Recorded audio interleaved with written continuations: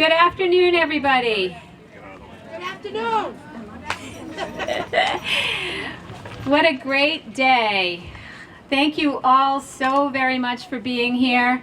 We are thrilled to have the weather cooperate with us and to be able to celebrate this ribbon cutting as the grand opening of our new PACE Community Food Center. This project really is such a representation of as a huge evolution of a terrific partnership between PACE and the city of New Bedford, and is really truly an example of how we can identify ways that we can best serve our community by doing multiple things. We addressed a vacant building and turned it into something wonderful. We created a space for those who are struggling with food insecurity to be served with dignity and grace and be able to make choices that are in line with what they typically will use, and help us to be able to stretch the food that we're able to provide to the community even further. As anybody who's seen anything over the past 3.5 years knows, food insecurity is a problem that has escalated in this country, and we felt it really close to home. We saw such an increased need over the course of COVID, and that really hasn't diminished all that much. And so as an agency that has provided food for close to the 40 years that we've been in existence, this is the culmination really of a dream. We have always wanted to create a space that would allow us to do as much as we possibly could to contribute back to the community, but none of that happens in a vacuum.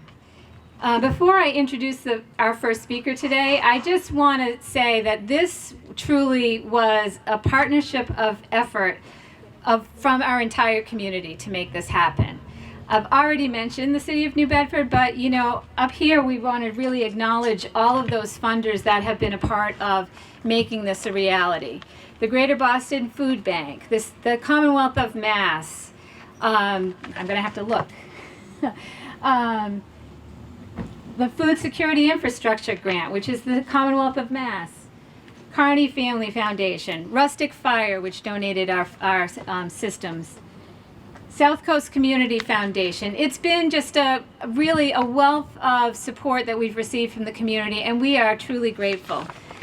This also can't happen just through funding. It also takes a lot of will and support and ideas and thought processes. And there are some people here I really want to particularly thank for their efforts in this. I'm going to start from the very beginning, and that is the Office of Housing and Community Development, who we went to with this kind of crazy idea and said, "What do you think?" And Pat Sullivan looked at us and said, "Well, we could give it a try." And so he assigned a crew to help with that. And so in the back we have Kevin Fraga from that office, who was our liaison through this entire process. And he was the guy that made sure the things happened that needed to happen and got us to the finish line, right down to the beautiful landscaping that you see here today. So thank you, Kevin, for your hard work and for your devotion to the project and all that you did to make it happen. And then you don't take a former VFW that was a place for people to gather and have parties and turn it into a food pantry like this without some really brilliant and creative folks. And so I want to thank George Figueredo, who's in the back there, also next to Kevin, who basically sat and listened to us as we told him what we wanted to do, and created a design that was able to be moved forward and turned into what we see here today. So George, thank you for your commitment to us and to this community and to the work that we do. It's been fantastic to work with you, and we look forward to that a long-term partnership with you. We also need to thank APC, who was our contractor, PA Landers, who did the landscaping, and the many vendors that helped to make this all happen. And then on top of that, we're really grateful to have many of our community partners who we work with every day and who help guide our work.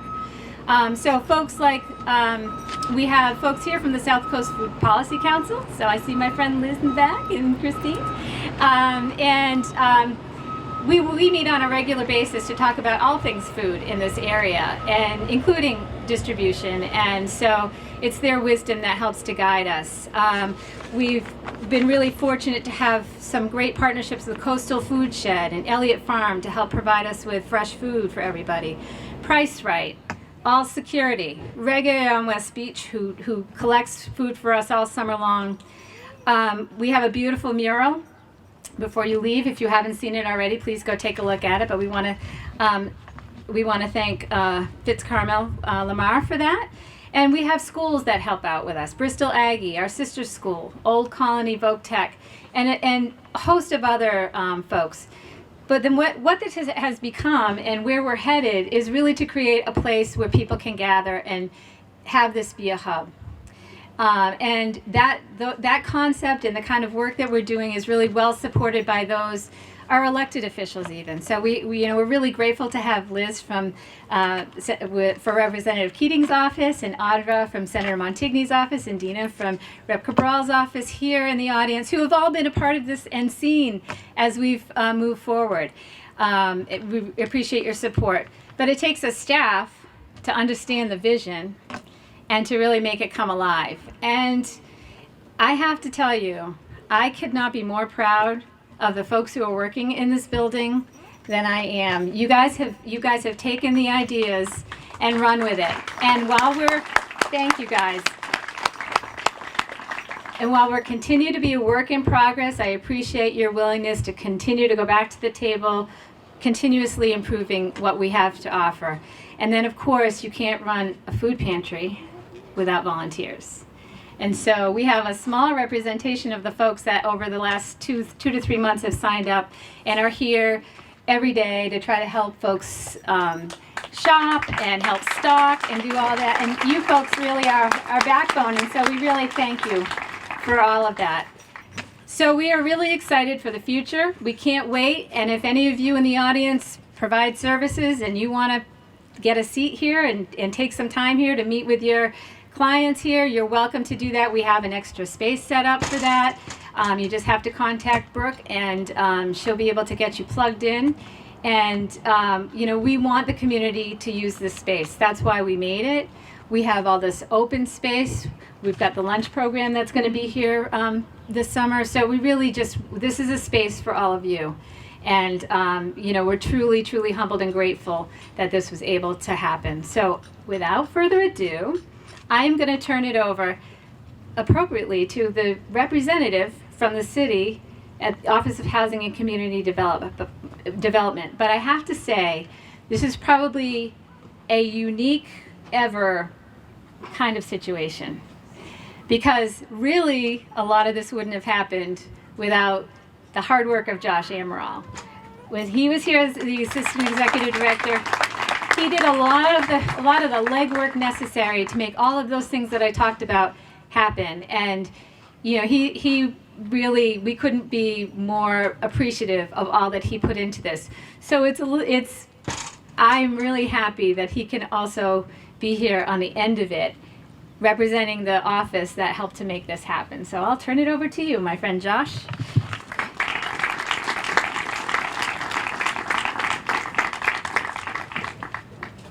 Good afternoon, everybody.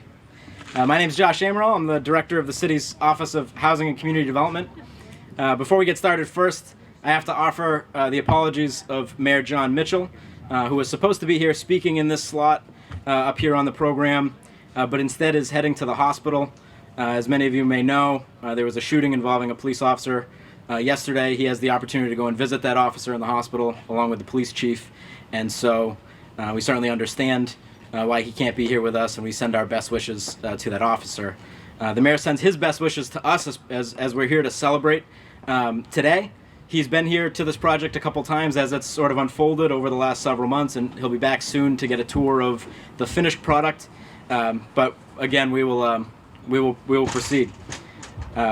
As Pam mentioned, this is a project that's near and dear to my heart.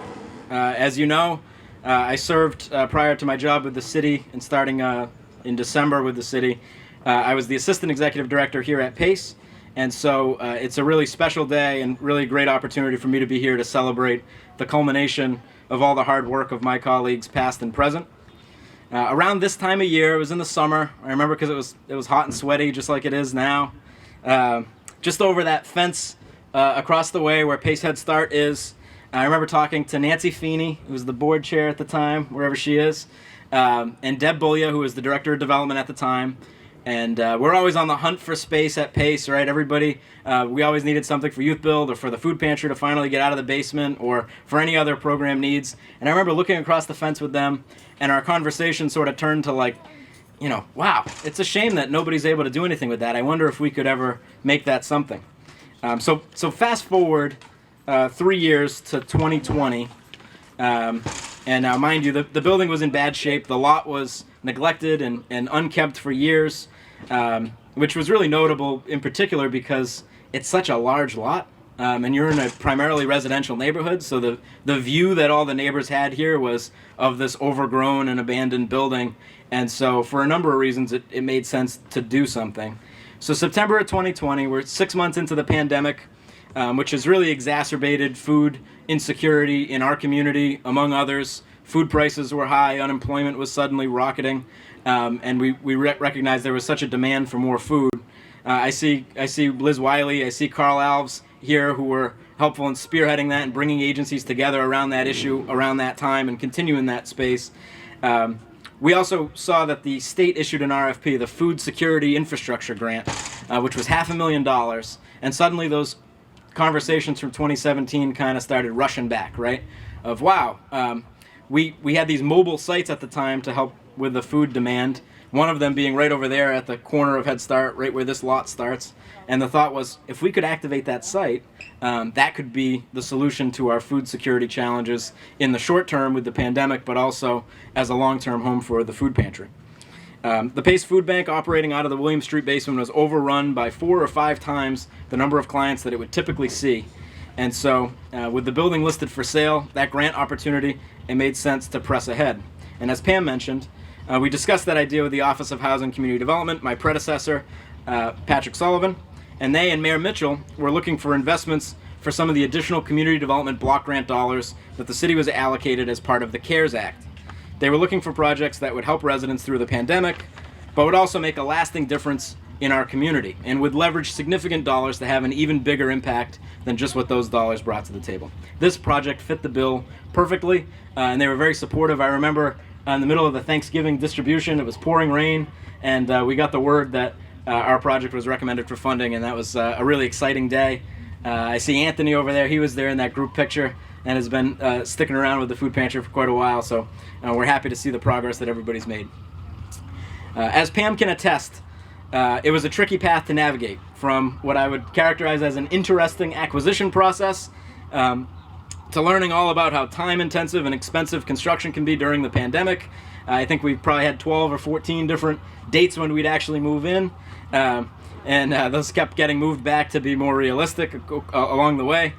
Kevin Frag is in the back smiling, the construction manager from the Office of Housing and Community Development, who I personally have to recognize and thank.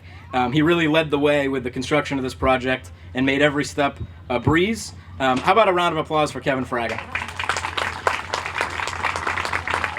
Thank you. So there was a day when I was still at Pace where Kevin sent over a handful of pictures in the morning, pictures of a blue Honda CRV with no wheels that was behind the building. And he said, is this yours? Now, Pace does a lot of different programs, a lot of stuff. However, to date, we had not launched an automotive program. The car was dumped there behind the building, unfortunately, and if you take a tour around the property, you'll notice a very sturdy fence has been installed to secure the back of the building. But that was just one of the many twists and turns along the way that Kevin and the Office of Housing and Community Development team helped to manage. My kudos to our colleagues there, Jen Clark, Rob Tatro, Joe Maya, Nicole Carl, and everyone else involved. Of course, Pat Sullivan, my predecessor. Honestly, working on this project with them was a tremendous sales pitch for me to switch teams down the line. in that working on tremendous projects like this one every day across the city alongside dedicated and talented people in our office is really great, and it doesn't really get much better than that. I've been very fortunate in that sense.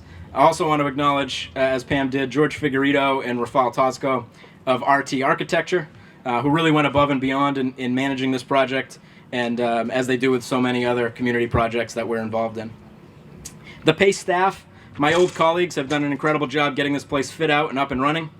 Not only did they figure out a way to activate a site that blighted the neighborhood for years with a plan to help New Bedford residents, but they're doing it in an innovative way that treats people with respect and dignity. They've replaced the demoralizing bread line with a high-quality market that provides options and choice, removes barriers, and the stigma associated with getting a few extra groceries each month when you need them. Importantly, PACE has set this place up to fill that need, but to also help people get linked up with health insurance, utility assistance, and with other programs and those of their partners. This center is going to make a big difference for people in this neighborhood, certainly, and across the city. It's one more example of one of our strong community agencies leading the way, and also an example of how federal community development block grant dollars can be utilized to improve the quality of life for residents in cities like New Bedford. This project includes $1.5 million of community development block grant and community development block grant COVID dollars, and delivers something worth way more than $2 million. Good ideas, well-articulated plans, executed by competent people will always attract support, both financial, political, and otherwise.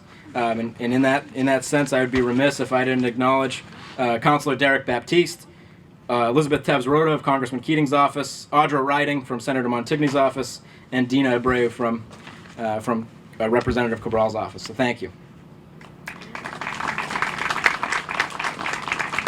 We love to see our investments leverage additional dollars and hundreds of thousands of dollars as this one has. This project is a real crown jewel for us in our office and for our city. One last note before I wrap up. I want to extend a thank you to Bob Bromley of the Veterans Advisory Board and Chris Gomes, the city's veterans agent.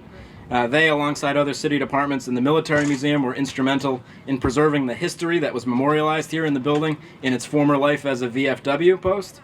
The monuments that you might remember from out front have been relocated, one very visibly to the Doughboy Monument site on Kempton Street, which is something we wanted to take real care to do in the conversion of this site to its new life. To Pam, my former colleagues at PACE, all the other state and city officials and funders that contributed to making this project a reality, on behalf of Mayor Mitchell and certainly myself, thank you very much. You've done something very special here. Have a great day.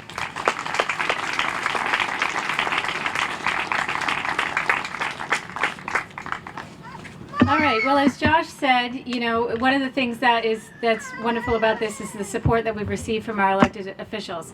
And I want to recognize one of the folks that he mentioned, and that is Councilor Derek Baptiste. He is the counselor that is from this area and was really instrumental in helping us as we started to think about this project and talked about becoming a part of this neighborhood, and has been a supporter and stopped in along the way as we've gone. And so I just want to give him a couple of minutes to say a couple of words. So, Councilor Baptiste.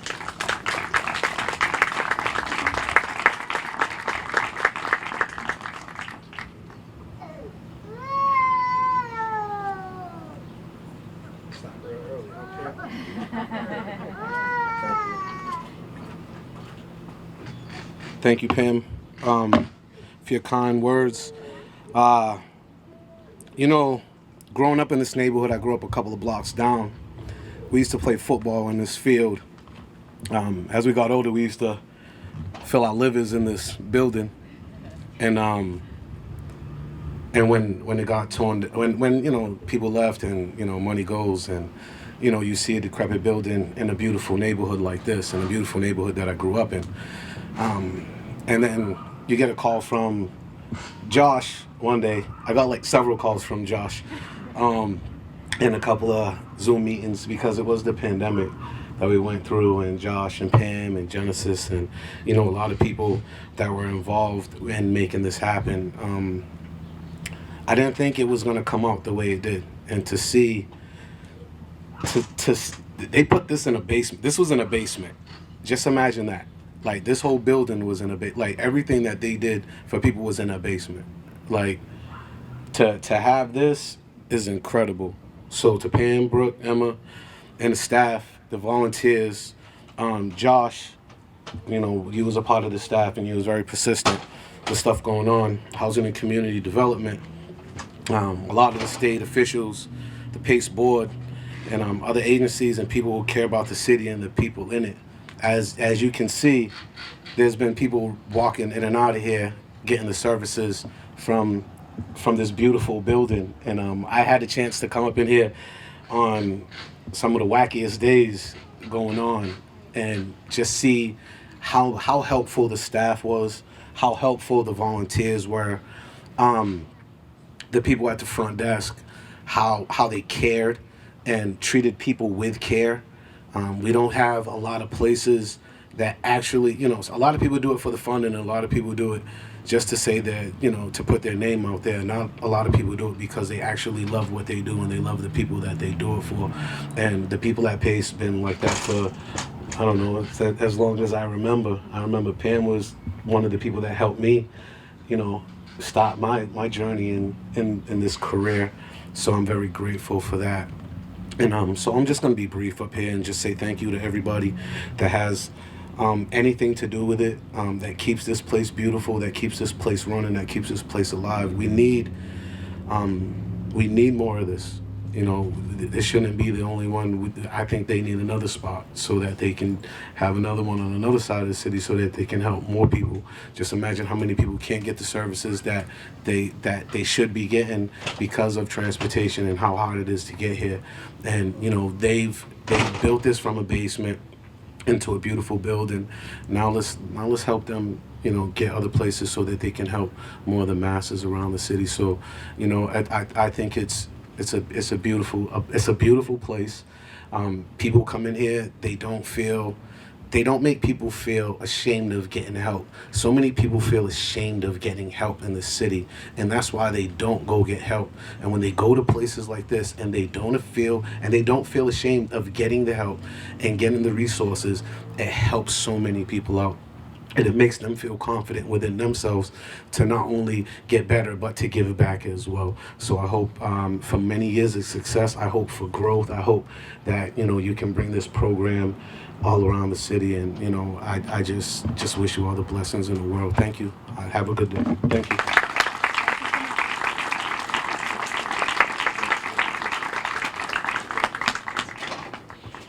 Thank you, Councilor Baptiste.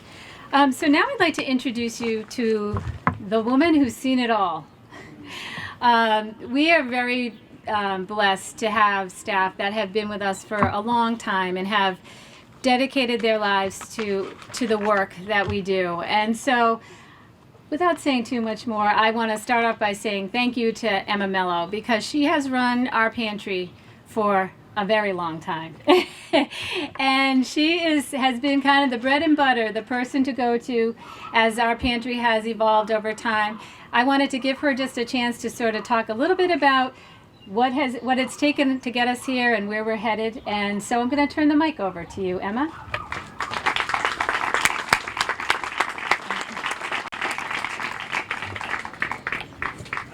Hello. Let's see, I started in 95. Volunteering. And every time Bruce offered me something, even if it was a couple of hours a week, I took it. And before I knew it, I was running the pantry, and I've been working 40 hours every week since then. But it's really grown, and with the different times, I mean, there's times that we don't have anything, there's times that we're overfull, but it always goes down again. So we look forward to be able to bring more food in so people can get what they will eat. We don't want you to say, here's a bag of food. We want to give you what you'll eat, what your family will eat. And we're in 2023 and we're doing it thank you to these people and the city and councilors and even the people themselves. We've had so many people that come by and drop off donations. So, I mean, nothing is too small, nothing's too big. So, thank you so much. I really appreciate the people that come and help. And the people that don't feel comfortable coming, now they will. I know everybody that comes in here tells me, Emma, it's beautiful, it's beautiful, it's totally different. And it is. We're not in a cellar anymore. We're not in a building that was the first school building in the city. So we're doing great, and things should get a lot better. And hopefully, I used to say it all the time, that hopefully that by the time I retire, there will be no need for food banks. But I got a slap in the face with that. So we'll take what we can get. Thank you.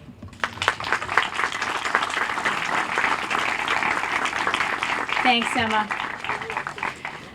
So this brings the program part of our day to a close. We will be cutting a ribbon in a couple of minutes, but I have to say that the one thing that every agency needs, that every agency relies on, and that is so grateful for, are their board. And I have several board members here that, and I can't see you all in the audience, so I'm going to ask you all to please stand up. I want to say a huge thank you to all of them for all that they have done to support our, what might sound like harebrained ideas sometimes, and believe in the ability for us to be able to accomplish what we set out to do, and to give us the encouragement to not quit, and to provide us with the help that you provide us on a regular basis. So I'm gonna take a look and see. And is there anyone else that's not standing? Thank you all. Take a look at these folks. We really appreciate all the effort that you put in and the time that you put in. Without you, none of this would happen. So thank you so very, very much. So I want to thank all of you for coming. And I would like to get my ribbon bearers up here, and let's cut the ribbon and open up our new food pantry. When we're done, anybody who would like to have a little tour, just come and see it, meet with us over here, and we'll take you in, and we can walk through and show you the space and explain a little bit about what's happening. So, Josh, you coming up? Let's go. Where are the scissors? Right there. Okay, here. Come on, Derek. Derek, come on up. Cheryl, come on up. These are very fancy. Yeah. Okay. I didn't see you mention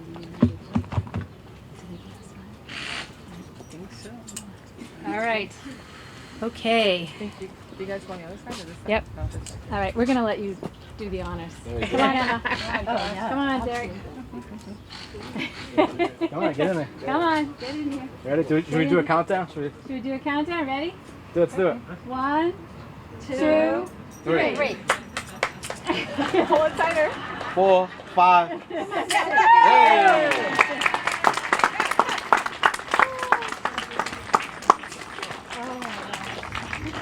There we go. Thank you. That's 6. I need to say. Beautiful. Thank you.